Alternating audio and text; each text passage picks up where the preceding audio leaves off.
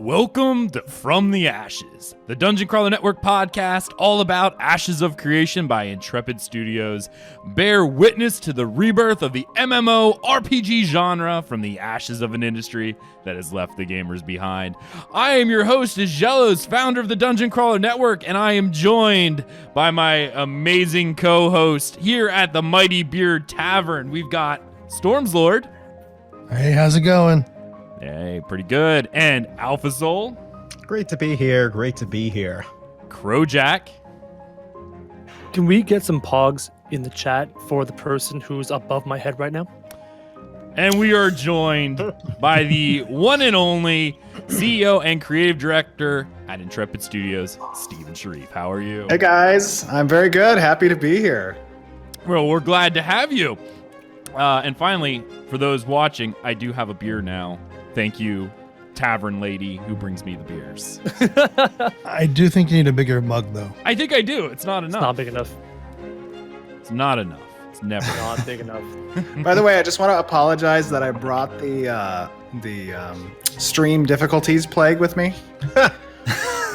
Yes, we'll totally blame you and not Aggelos at all. It's not Yes. his fault. All I can say is I have never seen that error before until Steven came in. That's all I'm saying. Like, something happened. So, I don't really believe in curses, but I'm starting to wonder at this point. Hey, I didn't do anything. Nope, that's it. Anyway, we got a fun show planned for you guys tonight. Well, we have Steven here, which is great. And a little bit of a surprise to everyone because I got a message from Steven yesterday going, hey, I hear you're doing a show tomorrow. I go, well, yeah, every Thursday, 9 o'clock. Twitch.tv/Dungeon Crawl Network. The entire thing is great. He goes, well, maybe you want to have a guest.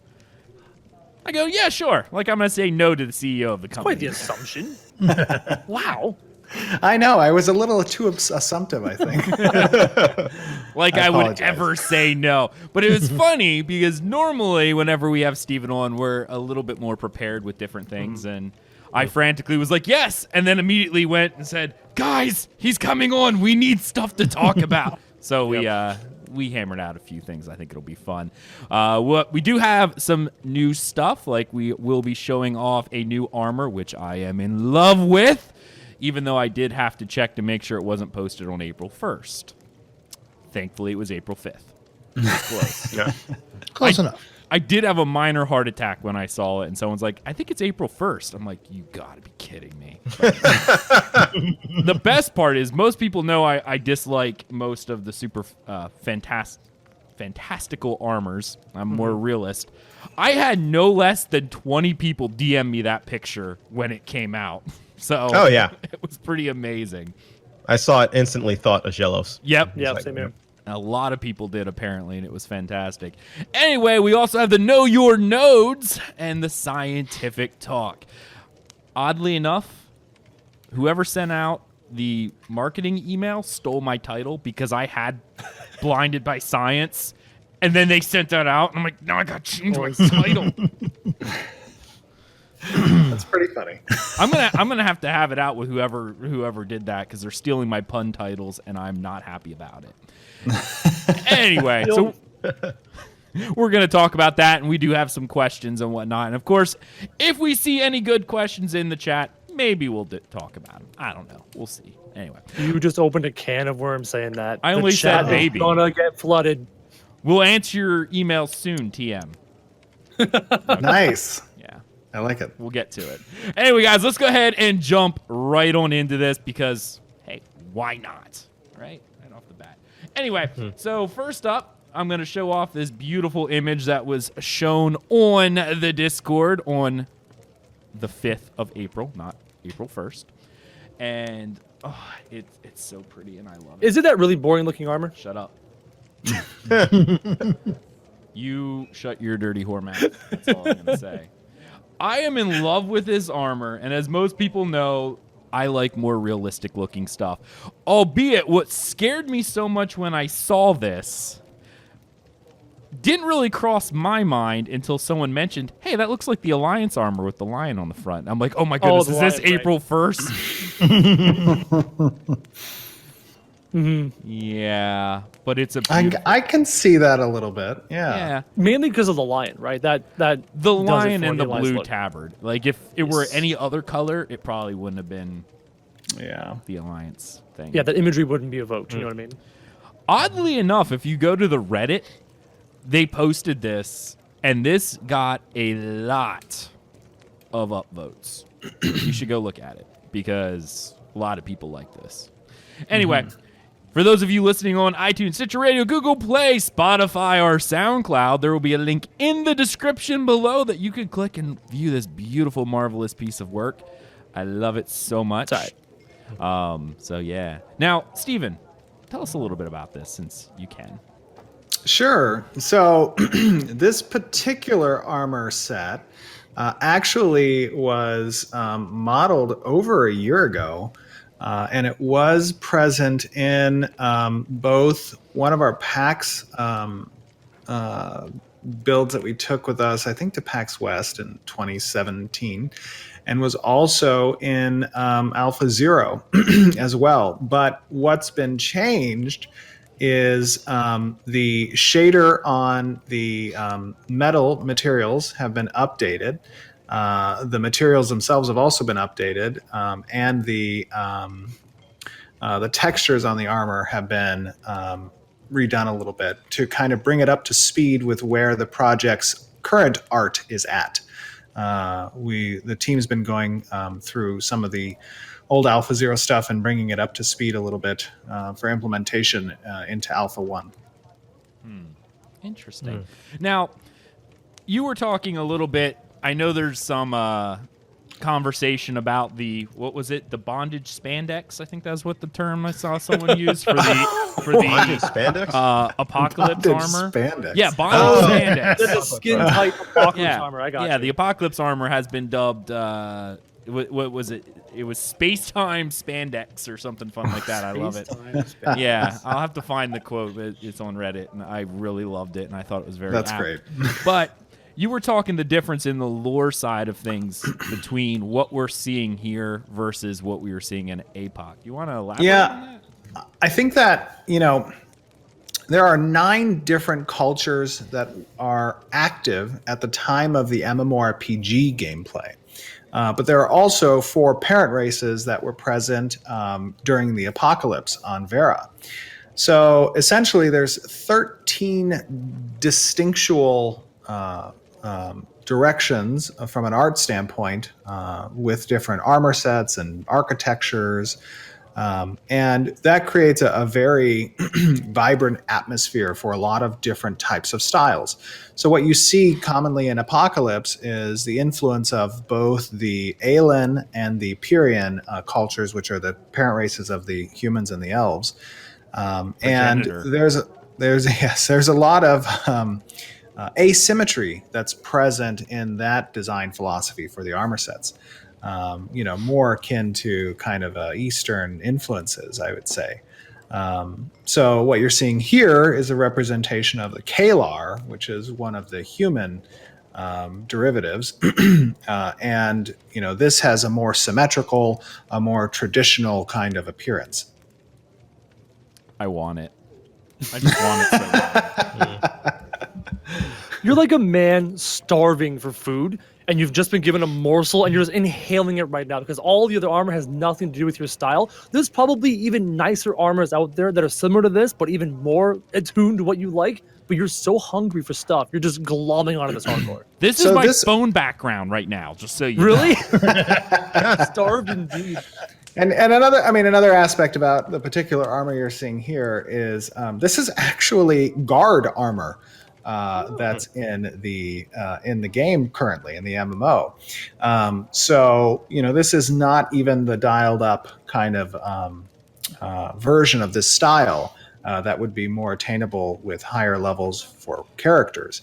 Now, this armor can be attained by players through doing some in-game questing, and they could become a member of that knight's order per se, and as a result gain the cosmetic of their uniform and apply it to their armor. And then you'll see. I think Margaret's preparing a little blog about how armor like this comes to be, right, for the game, from concept to creation and whatnot. But you'll also, there are elements of it that can be changed, like the colors, even perhaps the types of metals that are used, or the pauldrons can be swapped out, stuff like that. I want it. Can I dial it down? Can I get a more a less elegant version of this? So it depends on what you attribute its elegance to. If the fabric on the tunic and dress is what you consider elegant, that would probably not be changed. However, the pieces with the the guards, the plating, the pauldron that are on the shoulders, you might be able to remove those distinct pieces and perhaps dial down the silhouette of the armor itself. Beautiful. No, I'd say those pauldrons are just a little too busy for me. And someone in chat goes, Aggelos just wants this armor with a rusty short sword and a wooden shield. Yes, I do. Sounds yes, like I you. do. Anyway. That sounds like you. All right, we'll move off of this because otherwise I'm just going to gush about the armor and how much I'm so glad that we're seeing realistic looking armor now rather than the space spandex or bondage spandex. So, yeah. Obviously not my thing, but hey, moving on. This one actually is a good question. Before we jump into the scientific notes, and we have Steven here, there were a few questions that I wanted to kind of bring up because I think these are things that are important for the community. Of course, my co-host, anytime they want to throw something in, they can do so. One of the questions is, with the forums being up today, actually, I feel like the forums were a very smooth transition for the single sign-on solution that you guys have implemented. I know the single sign-on solution was one of the reasons why the forums took a while. Also part of the thing that was keeping the back end rework that you guys were doing. With the single sign-on being pushed through, we're curious how the back end restructure is going. So there's a few components that relate to the back end. There's the game back end, there's the server architecture, and there's the platform back end that relates more towards account services and whatnot. The single sign-on feature touches a lot of different things, and our forums. And I believe a blog was posted about the forums and the process that goes into creating a single sign-on feature and the priorities that were currently ahead of getting the forums back up and running for the platform team. But single sign-on feature allows us to really touch all the interactions that need to be had for future plans with the website, for your account, for the ability to log in at a single point and access all of those things. With regards to the back end of the game, a lot of progress has been made actually over the past few months with player population count that we want in single zone, our migration from Azure over to AWS. That was a big one, and also standing up the different grid architecture that we had in place to accommodate both the matchmaking process as well as seamless travel between zones in our open world MMORPG in preparation for Alpha 1. So there's been a lot of progress that's been made. You'll see some developer diaries and blog posts that kind of expand a little bit more on the specifics of that progress in anticipation for Alpha 1. And I think Margaret has some plans for that stuff. Beautiful. And I know Bob Doley in chat, he's a pretty cool guy, I think, some of the times. Anyway, he did ask this question. I think that actually kind of lines up a little bit with what you were saying with the back end, because you mentioned that stress tests, the previous ones, often regressed weekend to weekend. They seem to have difficulty bisecting major crashes. What is their continuous integration strategy? Wow. Bob, that's an insanely in-depth question. I'm sorry, you cut out a little bit for me. What was that question? One more time. I'm sorry. Let me see if I can. The previous test, the ones we had when the old network architecture seemed to have regressed over time. Like, you were able to hit different points, but server performance obviously suffered, hence the reason why you're having to do a back-end rework in the first place. Right. What is your continuous integration strategy going forward with your new back-end? Right. So as we continue to build out the new backend, it goes through different testing processes with QA to try to push the boundaries and the limits of the new architecture. And eventually we will open that testing up to the community to stress it even further. But right now it's still an iterative process in development where, we'll push it forward to QA, we'll get the data that we need, and then expand upon that, the development. Beautiful. I know that's something I know a lot of the community is interested in, because as we discussed pre-show, while we had a lot of hate when APOC was up, all I hear now is, when's APOC coming back up so I can get back into Funny how that works. I hate BR, but when is it coming back? Because I need something. I think a lot of it was on us with regards to messaging. But again, what was the purpose of APOC? The purpose of APOC was to identify and test key components of the MMORPG that are required in order for us to hit an Alpha 1 with the number of players that we expect to see on a single server. So a lot of it was very successful in that regard because it identified those key components that needed work earlier than where we would have been had we not tested and it become more integrated. That would have been a much more difficult refactoring, which is, again, the reason why we moved the original Alpha 1 date up and split it into 2 phases, and also testing the combat mechanics in order to create that hybrid system. These were all things that got achieved with APOC. So it was very, very beneficial, despite, you might hear my dog sneezing in the background. I thought someone was moving furniture or something, dragging it across the ground. She broke into the, we have these like mints, and she broke into the mint bag. I don't know if you can see them, but these little mints, and she broke into the mint bag and all day while I was at the office was eating mints. So now she's sneezing like crazy. Altoids, curiously strong. There you go. We are not supported by Altoids, but we will do that anyway. All right. Last question on this before we move into the Know Your Nodes, because this is something I was thinking of, and also people in there. When you get your back end, and obviously we're not going to give any dates, so if anyone's here looking for an ETA, that's not going to happen. Sorry. Bye-bye.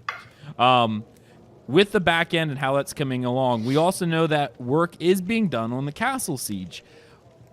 When the back end gets set up and APOC comes back out, are we still going to have just the BR mode, or do you guys think, knock on wood, that siege or horde mode may accompany in a fairly short order? So I don't have an answer for that now. We will see. We're definitely, continuing work on those components because they are components that relate not only to Apocalypse but also to Alpha 1. But there may be there may be tech that we want to test that doesn't require necessarily the siege mode to be a part of that test. So we'll see on that. I think that's something we'll probably reveal later. Can't say I didn't ask, right? No, for sure. Well, I wouldn't think you'd want to do something different for the first round of testing anyways. Yeah. Right, if you've refactored all that and you want to put it out, in my opinion, into the outside for testing, you're going to want it to be equivalent to what it was before to see the response, to see how it works differently. Right. I guess that's that would be the definition of a kind of controlled setting when it comes to QA. Is that if you were to implement a new mode during that test, you might experience a whole host of different bugs and or issues that would complicate the testing of a particular component that relates to our refactoring. Yeah, that's a good point as well, Stormslord. Right. Okay. Let's go ahead and move on into the newest Know Your Nodes, the scientific. And Margaret, I do have a bone to pick with you because you stole my Blinded by Science title. I know. I was going to say, the content was so good. What bone do you possibly have to pick? But it's just the title. Yeah, She's stealing my pun titles. Oh, you poor thing. How could you not? You have to be creative on your own. I told Steven before you guys hopped in, I was like, well, what can I do? And I thought, oh, weird science. But no one would probably get that movie because it's from 1985 and it's about kids making like a sex robot. Anyway, I wasn't even born. Come on. Well, that's not my fault. Not good enough for questions. Anyway, all right. Before we jump into the scientific node and everything that it entails, I do have a question that kind of coincides with this Know Your Nodes. And we brought it up in previous shows, and I want to hear Steven's answer to this. How is Ashes of Creation and Intrepid Studios going to handle metagaming since all of your nodes are static? So I guess it depends on what type of metagaming you're looking to avoid. All right. If it's a matter of information, the node infrastructure and the location of those nodes are not something that we want to change, because when it comes down to, there's a blend in design of procedural and curated content. And when it comes down to being able to curate particular content to the region, the area you're around, particular points of interest that might be nearby a particular node's location, those node types are going to need to be static, right? And that is a form of meta. If you're able to identify, hey, we know a science node exists over here, or we know, an economic node exists over here. So let's rally our guild and or the community and make sure that we can level those up because we want to access this particular item or this particular enchantment. And that kind of becomes the meta that a group of people might adhere to. We can't necessarily stop that. Right? No matter what we did, even if we were fully procedural, there's still going to be certain gameplay mechanics that yield a result after a certain action, and players will then tend to do those certain actions. If it comes down to, whether or not there is a meta that must be followed in order to succeed at something, that's what we want to try to avoid, right? We want to provide many paths to a solution and or an outcome that all have a variable way to achieve that outcome or solution. And in that sense, we provide the players not a need to adhere to the meta, but a whole flexible host of solutions that they can play. Incentivizing the community to take different paths as opposed to just the one best path. Oh, absolutely. Right. Yeah. That's that's the cornerstone of a dynamic design, right? Is that, all paths are relevant in a sense, and provide something to everyone. And also making sure that there's interdependencies between the systems, right? That make them required to be taken in order to achieve at certain things collectively. Gotcha. Okay. Cool. Yeah. No, my greatest fear is like during the alpha, it's going to happen. People are going to find out, okay, node that spawns in grid A1 is always a military node. And therefore what we'll see is a meta forming of, okay, well, the best military node is always here. Best economic is here, blah, blah, blah, blah, blah. Because of location. Because of other location. factors. Yeah. The nodes can stay. That wasn't something that, I liked. Hey, you always know a node's going to pop there. But I know my preconceived notion was that it was random what NPCs would show up. So, like, if you are a group of players who want a military node, you're doing your stuff. You're like, we know a node spawns here. It's going to make an amazing node. We're going to love it. It'll be great. We'll call it Whoville. It'll be awesome. And then all of a sudden, you got all these book nerds showing up, and you're like, great. Freaking science node. That's a little devastating. And the also cool part is I think it would have revolved around the meta of, because sieges don't happen until there's an actual town, you now have to go, great, now do we continue leveling this up, or do we go somewhere else? Because if we don't, we might get vassaled sooner than we wanted. But hey. Also, I wonder if the dynamic nature of the rest of the world will help encourage people to not always pick this one spot for military 100% of the time because it's quote-unquote the best.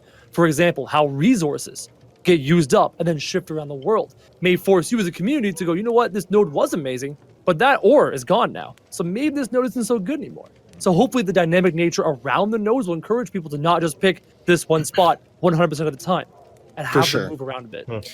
Yeah, part of what we want to simulate when it comes to not only the movement of goods and the routes that are taken at certain choke points or the availability of sea trade routes, but also the spawning and location of resource nodules that might exist in the world, right? Having that randomized and spawn differently when depleted and whatnot. That kind of moves activity away from nodes, which is why there's an atrophy system. And if activity moves away from one node because the mithril mine is depleted, you spawn location elsewhere, and this node begins to atrophy due to a lack of activity or interest or traffic in the area. And that's fantastic. That replicates real life with coal mining and things like that in our own culture. That's fantastic. Yeah. Interesting. Oh, did someone say something? Someone was going to say something. No. I had a question that was sort of related, but I don't want to diverge us too much from the agenda. Does it relate to what we're going to talk later? If not, ask it now. Was there an agenda? Yeah, okay. Yeah. Sometimes we have a plan. Whoops. So the question that I had was, will all 5 metropolises, once they're maxed out, cover the entire world? Correct. Yeah, the world is regionalized into 5 regions that 5 metropolises will be able to cover from a surface area standpoint. Interesting. And since this also sort of fits in here, this is from I cannot Sedina. I'm going to call you Sedina. That's what I'm going to do. Do city runes from a node show up when it's destroyed? So like if a metropolis actually gets burnt down, is it just an empty grass again, or is it going to be like, hey, we get to plunder these runes for 2 weeks before it goes back to nothing? No, there will be things that are present at that node's location for a period of time following the siege, and then afterwards it will be a fresh area for the node to be resettled. Gotcha. That makes sense. Beautiful. All right, moving into the blog post of the scientific node and what makes things different. This was pretty neat right off the bat because of the idea of what a scientific node actually is going to bring to the world, especially related to artisanship and construction mechanics. And I know if anyone wants to read the entire blog post, I encourage you to check out this entire series. I know we had mentioned it in the past, some of the earlier ones, it's a rehash of some of the older information, but it's a perfect step in the right direction because it wasn't all on the website before, and now it is. That's good. There was a lot of good information in this one specifically, and some of the questions that I had right off the bat, just right off the essence, you called it, and you used a capital E, which makes me think that that stood out to me. Proper name. Does this actually play a role with in-game mechanics, or just like a lore idea behind the idea of ley lines? No, it does play a role. The essence is an integral mechanic within the game as it relates to a variety of materials, reagents, the source of particular power and or energy required on certain items and skills. This is the foundation of magic in the universe. It is the driving force and energy that's utilized and manipulated to yield a result that can either be good, bad, or neutral, depending on the crafter and or manipulator. Interesting. Interesting. I was curious, I'm going to bring up, because you said we could talk about this, I'm going to bring up what other games are doing. And this is another game in development. I don't know, a lot of people may have heard of it, so maybe not, called Pantheon: Rise of the Fallen. It's a Brad McQuaid game. Whatever you think about Brad McQuaid, I don't know, but we won't get into that. That's not the question. The question was, one of the things that they're actually doing within the game, and what made me think the essence may play a bigger role, and that's why I was curious, is they're actually having these mana fields in the world that are these saturation points, essentially, of ley line magic. And when you go into those, it actually requires you to build up some form of resistance before you can actually go close to these areas, or you'll suffer a negative effect. That's kind of what I was aiming towards when I was curious if the essence played a role in the world other than just from a lore perspective. Is that a form of gating? A form of like gear gating and content gating by saying you can't go into this section until you reach a certain level of power?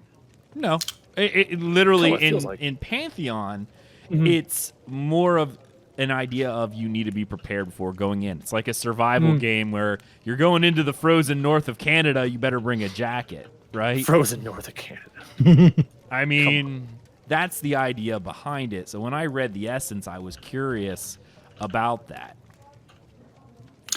Yeah, I wouldn't say that the essence directly relates to any ability to traverse area, explore, or enter locations or points of interest.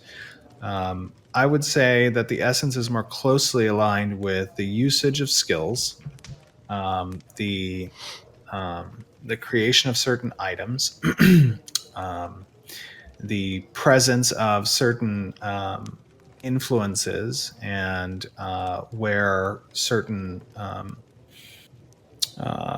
certain NPCs and or antagonists might be located, centralized.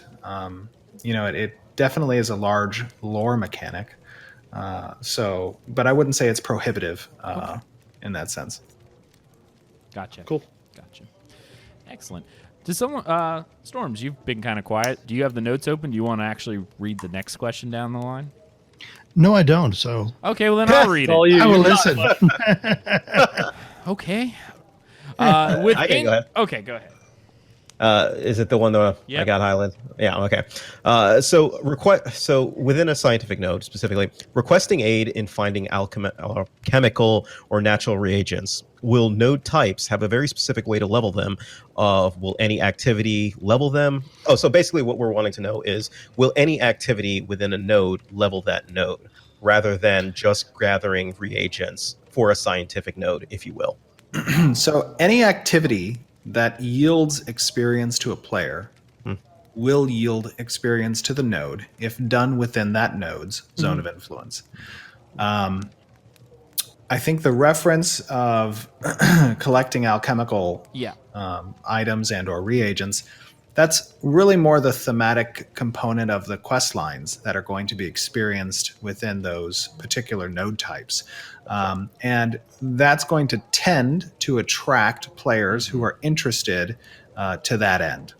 And that was what the essence of the question was. I highlighted that line because you mentioned scientific nodes. So it's like, okay, so your quest generator system is now going to go, okay, we're a scientific node. You go pick plants.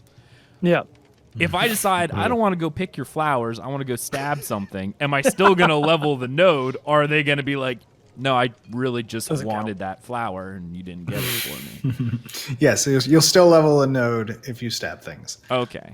Because the node, the concept behind the development of these cities is that they benefit from activity around it.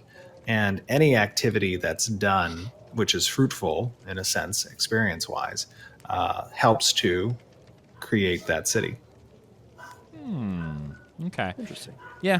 No, I was just really curious if the type of activities the node wants is directly related to the type of node. So therefore, if you're like, I want a quest in this node, but all the quests are like BDO's life skills, go pick me some flowers or something. Most people are like, I really don't want to do that. But And not all of the quests are going to be related to that specifically, like picking flowers or finding reagents or whatever.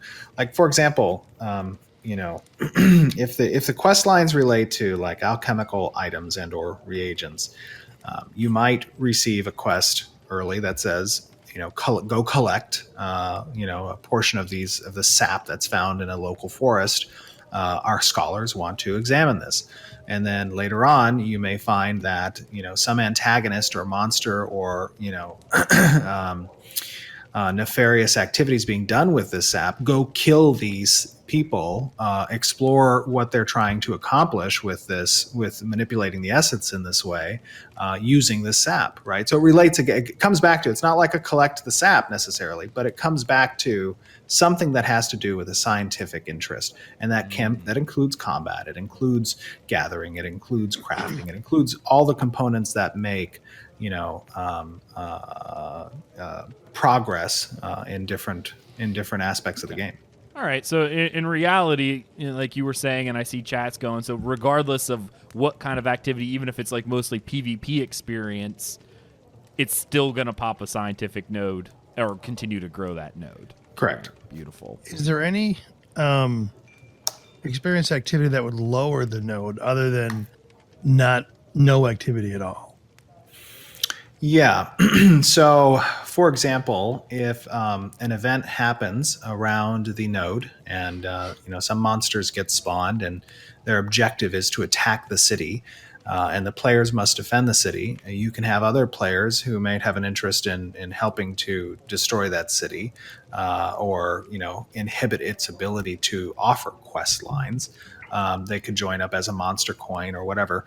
If those events are successful in killing certain NPCs and or destroying certain buildings, they'll limit the node's ability to offer quest lines and or experience for certain activities, which diminishes its ability to contend with nearby nodes that may be fully functional in that regard.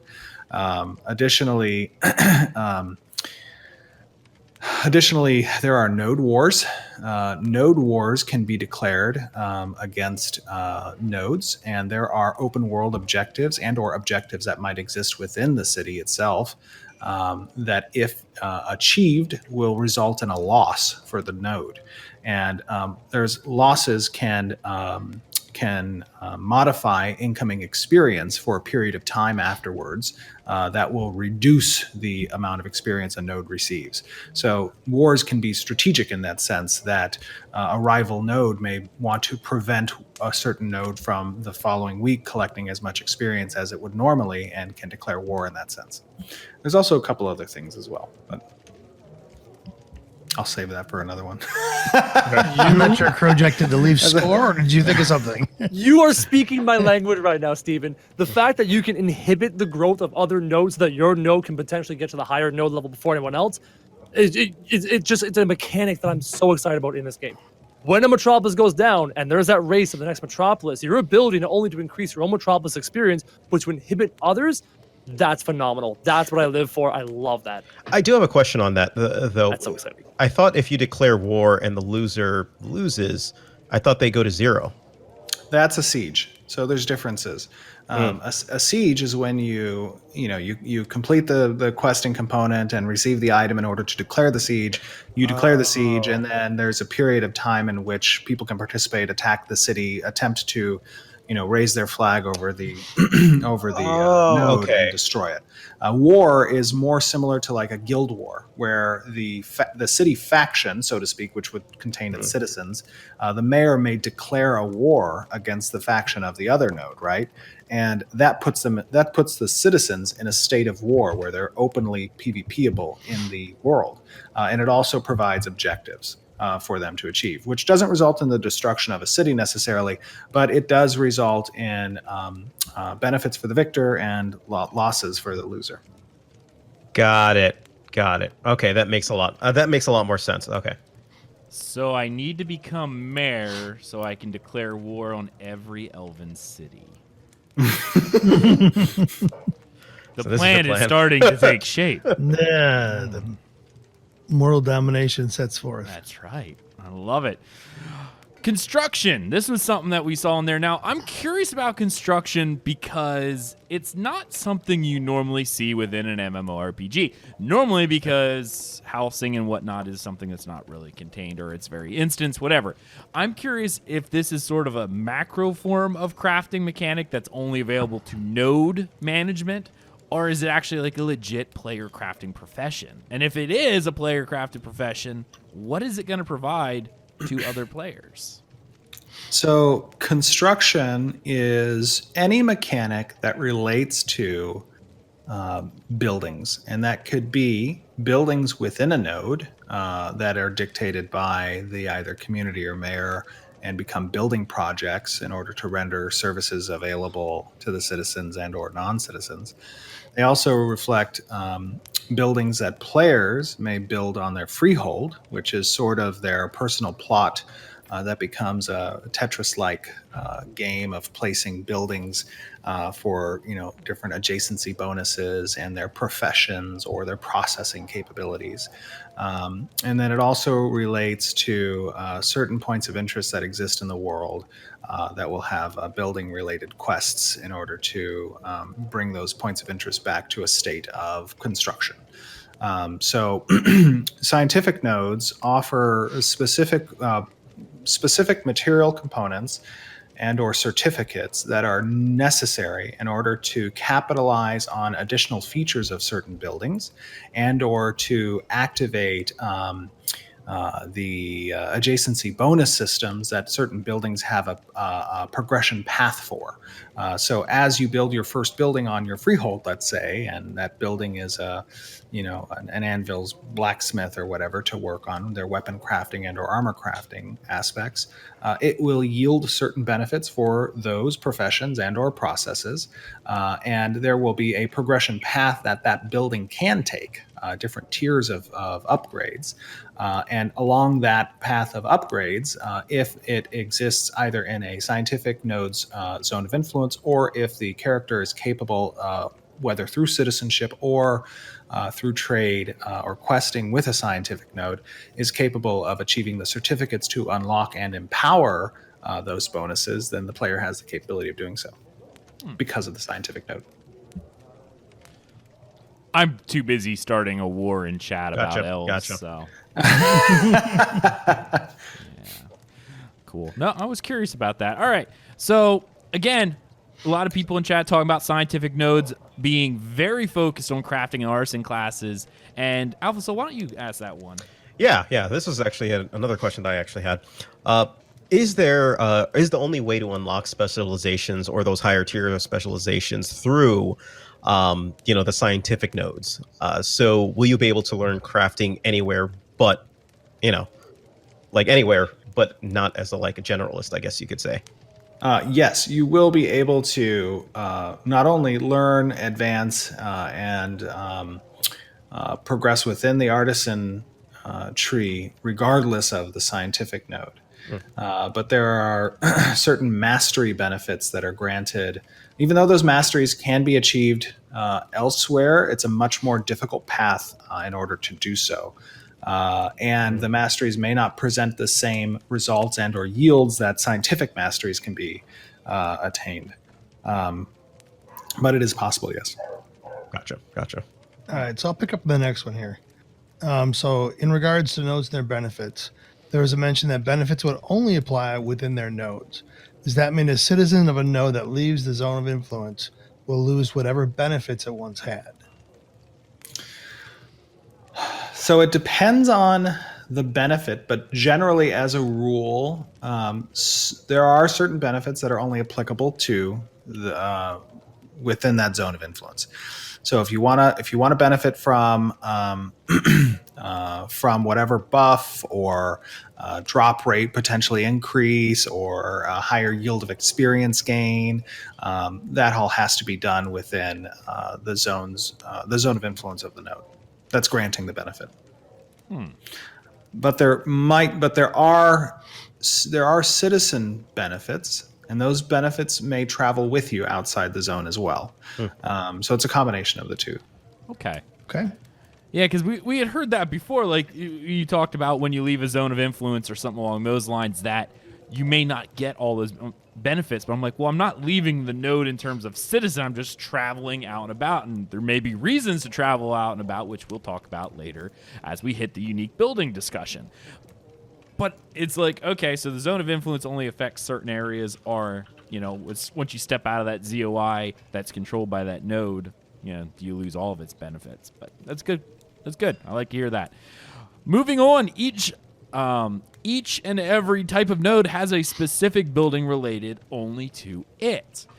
In this particular case, we have at stage 3, you get a library, which I'll just go through this real quick, then we want to discuss some of these things that are available. Each stage of this unique building gets everything that it had before, plus new things. But a stage 3, you get a library with history of narrative events and when they occurred. That's pretty cool. Locations and last known quantity of gatherable resources, locations and inhabitants of new dungeons and POIs that have spawned, runic power stones for armor, and common weapon and armor recipes level 25 and under.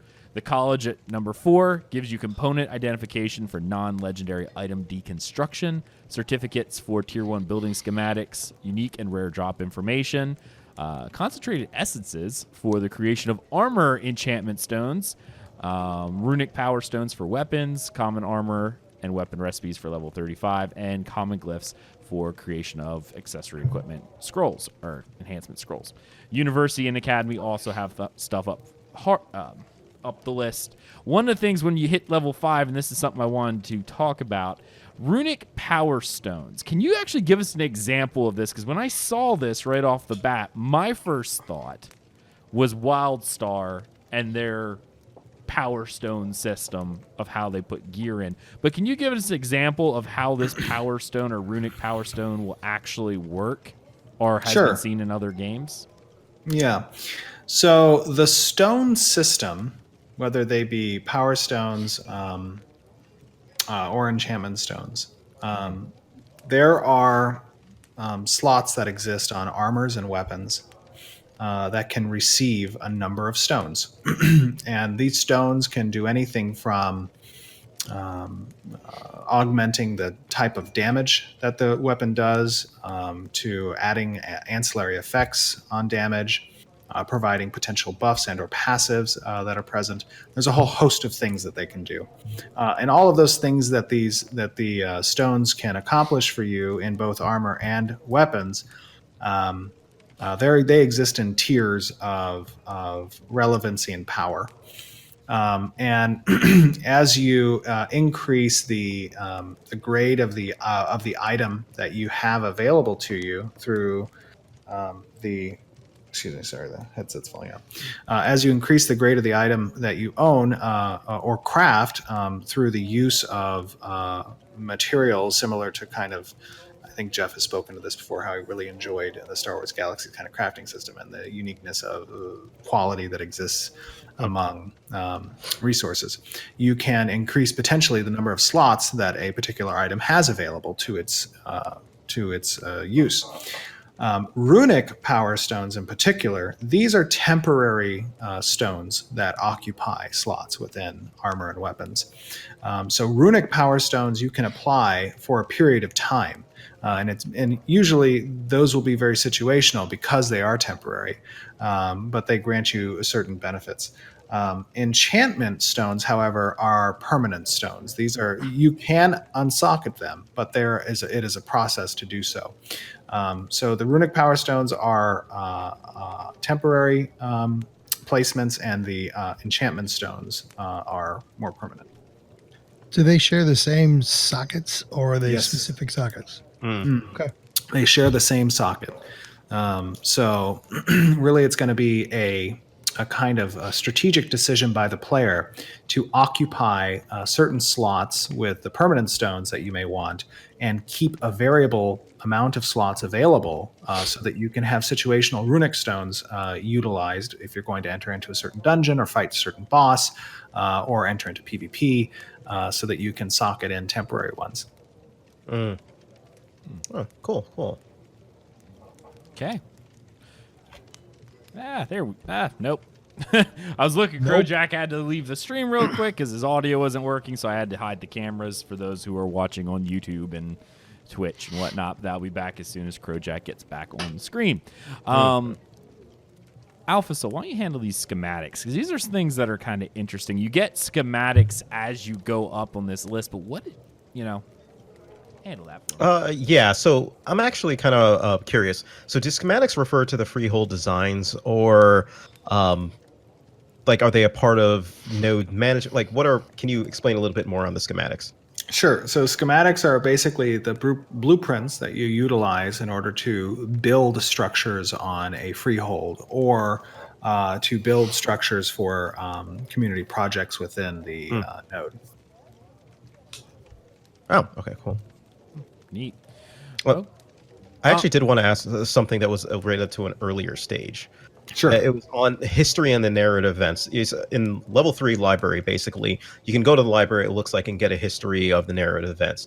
Do you mean a history of the NPC interactions, or do you mean like a history of player interactions? Guild X, got into a trade war with Guild Y, like how, what's the breakup of that? What is that? It's a little bit of both, actually. So, history of narrative events can relate to the downing of certain bosses. It can relate to the progression of certain quest lines or meta quest lines based on the activity of the players in the community on the server. It can also relate to, mayors who've been elected. It can relate to the destruction and or sieging or victory of defense on castles and cities. It can relate to certain area quests that pop up around the node as well. It can relate to events that spawn monsters to attack the nodes. It can. There's a lot of different things that the history on narrative events and when they occurred kind of become provided to the players should they choose to research that at the library. You said choose to research? You mean like it doesn't just come with it? Is there a restriction?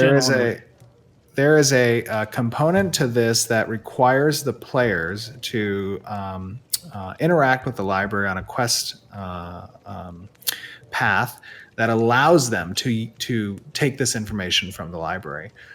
So basically, you got to get your library card first. And then the second component of that is it also relates to, for example, locations of last known quantity and gatherable resources, location on inhabitants and dungeons and points of interest. This becomes an ongoing return feature that the player has when they go back to their town after their days of adventures and downloads that information into the library that then other players can benefit and learn the knowledge of. So that's kind of the mechanic behind the library. That's very interesting. That's if it's very related to the API concept I think we had talked about a while ago. Like that's something that a lot of games do via, like, players come up with via API to have a little app that, allows you to do that. And it sounds like, there was a kind of a restriction coming in for APIs, and it's actually has a place in the nodes itself. So that's pretty cool. Mm-hmm. Cool deal. All right. I think we're almost ready for having our cameras back, but we'll see. Cool. Now, this is all going to be related to how legendaries work. We've seen there's a few things that you actually get as legendaries go up. Component identification for legendary item deconstruction. Why you'd want to deconstruct a legendary item, I'm not really sure. But, hey, that's a thing. The one thing I noticed is we have components for legendary item repair, but there was also the... where is it? I just had it, and now I can't find it. More or less, it was saying that the legendary crafting spots... I feel furious typing, Crojack. I think he's trying to get your attention. Wow, cool. What's wrong? Who killed who with the what now? Yeah, no, cool. Cool. Excellent. I'll put that back on then. It was saying how that there was legendary glyphs for certain armor and weapons, but there it is. Relic and legendary crafting benches. It was once mentioned that legendary items require some component from each node type. Is that still the case? And does that mean that you'll need to bring it all back to a scientific node to complete the crafting of an aforementioned item? So I don't want to reveal that specifically. That's a pretty big design to kind of reveal. But I will say that relics in particular are a very high component, a high grade component needed for several things. And relics can be accrued by a node through its achievements, and those relics can be granted on a limited basis for crafting among its citizens. And not just scientific nodes have the ability to create and or host relics. As a matter of fact, one of the primary incentives, I think, for PvP with nodes and the destruction of nodes is raiding its reliquary. But I would say that the legendary crafting benches that come online at the academy do relate in a way to needing to collect these components at all different metropolis types. That's part of the system, yeah. Speaking about deconstructing, like, I notice I see chat talking about deconstructing a legendary in order to learn a recipe. Are there going to be certain legendaries you can't deconstruct because they're a one-time legendary? Or does deconstructing a legendary make it available to everyone on the server? So deconstruction mechanics relate to materials and unique components that can be taken out of an item. So when you destroy it, you're going to be taking those things. Now, items will yield within a range a random assortment of available deconstruction materials and or components. The identification mechanic that's present in the in the scientific node allows a player to identify before deconstruction what the deconstruction will yield from a particular item. That's one of the benefits of the scientific node. Gaining these materials and or components from a legendary item help in both crafting potentially these types of items, or lesser but high tier items as well. So while, let's say, a guild might, defeat a raid boss and yield that legendary item, it's possible that if deconstructing the legendary item, they might yield, 3 weapons of the highest tier just under legendary, and that may be more beneficial to them. Gotcha. All right, so I have a question. So let's just say there's no scientific node that's at Metropolis level at level 6. The server, for some reason or another, hasn't produced anyone who brought it up to that level. Does that mean that it's no longer possible to do things like repair legendaries? I think you kind of answered the question before about obtaining mastery professions. It becomes a little bit more convoluted or difficult to do that. But then what about crafting legendaries and relics? Is that no longer possible if you don't have a level 6 scientific node that's on the server? So there's 2 thoughts on that. One is that it is possible, one is that it's not possible right now, and that's something that needs to kind of be tested. But okay. I lean more towards it is still possible, but it is extremely difficult to achieve without the intended node development. Gotcha. Moving on to the last part of this document is, of course, the addition of Metropolis and their superpowers, not unlike a Marvel movie that I've never seen any of. I don't know what to say. I know, I silenced everyone. Anyway, that was pre-show. I've never once watched a single Marvel movie, and I really have no desire to. Scientific nodes get teleportation as well as airships. Alpha. Yes. All right. So another hypothetical question here. But basically, I'm wondering what's stopping the citizen of a vassal node. Let's say you have got a level 6 scientific metropolis. What's stopping a citizen of a vassal node, specifically of another scientific node, from just upping and going into the larger scientific node, that's there, rather than staying in their like dissolving their citizenship and going and becoming a citizen of the metropolis? Exactly. So there's a few things. I think it's important to note that as you are a citizen of a node, you're establishing reputation. You're participating in societies, organizations that are patrons of that particular node. You're investing your time and energy in building out the freehold under that node, or any ownership you may have in that node of certain properties. Of course, we don't necessarily want to restrict your ability to make a choice and leave. but there are incentives and disincentives that are present in the system. So some of the disincentives are by doing so, one, you're going to, there's a cooldown period between your citizenship renouncing and being able to join another node as a citizen. Two, the progress that you've made as a citizen and the reputation that you have within that node that changes interactions with NPCs that might yield, discounted prices or access to unique items from merchants within that particular node. You'll have to start over, fresh in the new node that you're becoming a citizen of. And then additionally, losing out potentially on on certain bonuses and or buffs that you have as a result of title and or achievement that you may have accrued over your time as a citizen in the previous node. You'll have to start fresh-wise in the new node as well.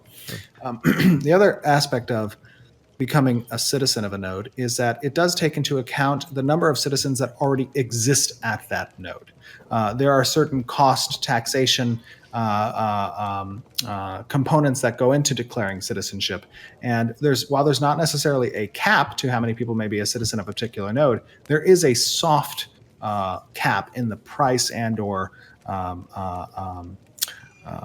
resources required to become a citizen, so to speak. Interesting. Does that... Actually, if I can ask a follow-up question then. Sure. Would that soft cap or tax apply to anyone who's attempting to join after, you've hit that soft cap, or is it going to hit everyone within? So it applies. So basically this kind of soft cap begins to scale. So, it may be very minuscule for the first 200, 300 citizens that might become a part of a node. And then it will incrementally increase after you reach a certain threshold and continue going forward. So that threshold may change if people decide not to become a citizen and leave, and it might come down a little bit. But generally, we want to kind of institute a soft cap on how many citizens can be part of a certain node. Gotcha. And those thresholds change among the different node stages. And it's not retroactive. So if you were to be citizen number 10 and your commitment to the node was X, it would not increase with citizen number 300 becoming. You would still be what it was when you joined. Got it. All right. Well, that's going to be the end of that discussion for that. Do we have a few more minutes yet? We can take a few questions from chat that I had written down. I think we have a few minutes yet, unless Steven needs to leave. All right, we'll make this quick because we're nearing the hour of our show anyway. Tonight, I don't believe we will be doing a post show like we normally do because I need to make sure I can get all of this stuff corrected due to all of the issues we had today, which I do think, Steven, there might be a curse on you because even Crowjack had issues. To be fair, I was the only issue I had was a loud dog. I have never encountered my computer doing that in my entire life. That was the first time it's ever happened to me. I didn't know what happened. So you had to turn it off, turn it on again. Yeah. 4 times. Four times. I tried that with OBS and it's like, nope, still not working. So yeah, I need to work on that. But again, we were very appreciative of Steven's time. Let's go ahead and hit some of these questions that aren't necessarily related to the nodes. Hopefully you guys got some good information and some clarification on that node thing. I think we did. Got a lot of good stuff. Anyway, this is from Mr. Powers D asks, can we get a confirmation if cosmetics are shown in PvP in the open world? And can I make an addendum to that? Can we have a hide cosmetic option? Because I really don't want to see Stuffertons running around. So there is a default player appearance setting that players may activate when in the world. Yes! And the reason for that is because in order to accommodate large player battles and hitting those particular performance requirements for players to be effective in those battles, we want to mitigate the rendering that the computer has to achieve. And by having a default player appearance, we can significantly aid in the polygon count that might exist on a particular piece of cosmetic as opposed to the default appearance. So yes, there is that availability. I'm just gonna have it on all the time. It's gonna be great. I was very worried about potentially a plate wearing class using a cloth appearing cosmetic to hide the fact that they're wearing plate. But if you can just turn it off and see that they're actually wearing plate, that's fantastic. Yeah, that's what I want to see. Yeah, because that was something that ESO happened because we talked about it in previous shows. The way you approach someone wearing different armor in that game was important because you fought people differently if they were wearing certain types of armor. A medium armor person you knew was just going to be a dodge, like a whack-a-mole because they're dodging all over the place. But a common strategy when they first started adding in cosmetics in ESO was all the PvP guilds wore the wedding dress, so you couldn't tell what anyone was wearing ever. Yep. And that was a fear of mine. Yeah. This is another question, and unfortunately I didn't copy the name, but it kind of applies. Can crafters leave signatures on their work after a certain rarity level? Actually, crafted items will, by default, contain the crafter's signature unless they choose to turn it off. Good. I like that. Beautiful. I'll be Steven. the nameless crafter. Yeah. Never go there. Nameless Crafter. The That's anonymous literally crafter. my name of my character, Nameless Crafter. Regarding legendary items, armor, etc., can anyone obtain these items with enough luck and time? Are they just single dropped items, meaning that if one person has it, it is gone for good? So anybody can attain the item. And there's two references of legendary. So there are legendary items and legendary unique items. The legendary unique items are the only one on the server at a time type of item. The legendary items, there can be multiple of those legendary items available. And anybody can attain any item. I mean, there's multiple ways to attain them. You could attain them through trade, through craft, through defeating world bosses, through those types of things, and that could happen, I guess, to anybody. Right. Beautiful. Final question that I have here, and this is from Phantom Ram. I don't know. Maybe you'll want to answer this one. Maybe you won't. Maybe you'll give us a hint because this may be something coming in the military node one. But it said that mayors of military nodes are chosen from citizens in gladiatorial style combat. Is this a sort of 1v1 tournament system that any citizen can sign up for? So the current design behind the gladiatorial arena. Should I explain this, or will Margaret get mad and tell me we should? Maybe not. She won't never get tell mad. her. She won't get mad. We won't tell her. We won't tell. Oh no! She doesn't watch the show, right? She'll never know.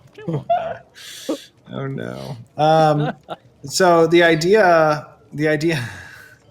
I should probably wait for the military. node You article. probably should. Damn it, almost had it. I Almost want had it. to, but Probably, dude. Yeah, if your gut's telling you to wait, maybe you should.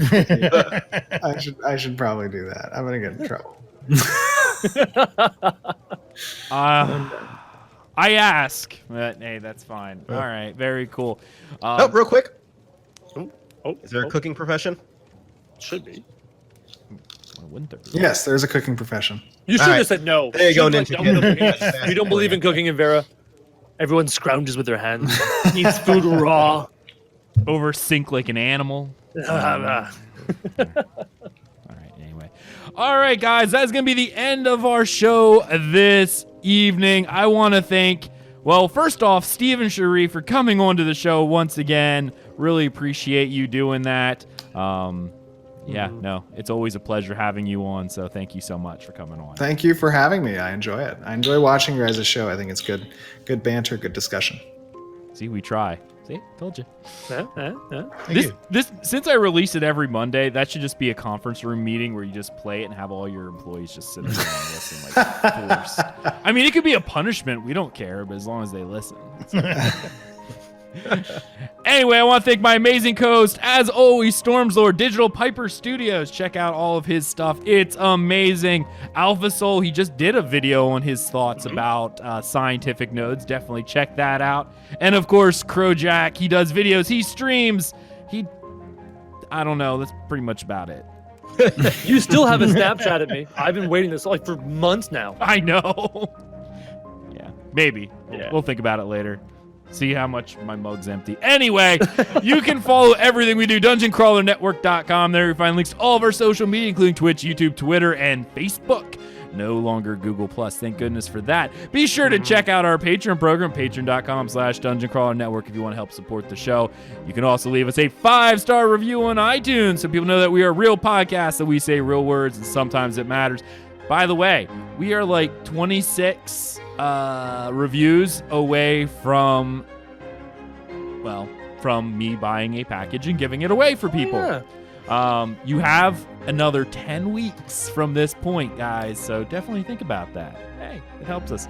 Anyway, thank you so much for joining us on this episode of From the Ashes, and we'll see you next time. See you later, everybody. Take care, everybody.